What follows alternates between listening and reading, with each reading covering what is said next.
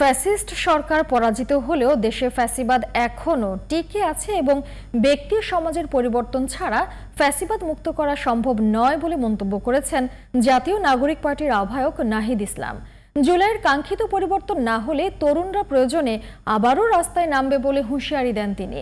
শুক্রবার দুপুরে রাজধানীর বাংলা একাডেমিতে ইউনিভার্সিটি টিচার্স ফোরামের আত্মপ্রকাশ অনুষ্ঠানে একথা বলেন তিনি।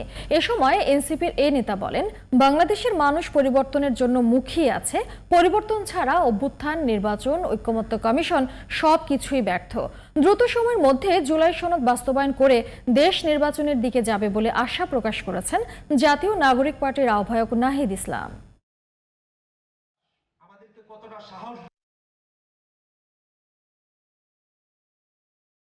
আমরা মনে করি যে আগামী যে নির্বাচন হবে সেই নির্বাচনে গণ অভ্যুত্থানের অংশীদার যারা তাদের সকলেই পার্লামেন্টে থাকা উচিত। সেই পার্লামেন্টে সংস্কার পরিষদ হবে, নতুন সংবিধানের জন্য কাজ করা হবে। ফলে যারা শিক্ষকেরা রয়েছেন অবশ্যই তাদের সেখানে অংশগ্রহণ প্রয়োজন। জাতীয় নাগরিক পার্টির পক্ষ থেকে আমরা সেটা নিশ্চিত করার চেষ্টা করব।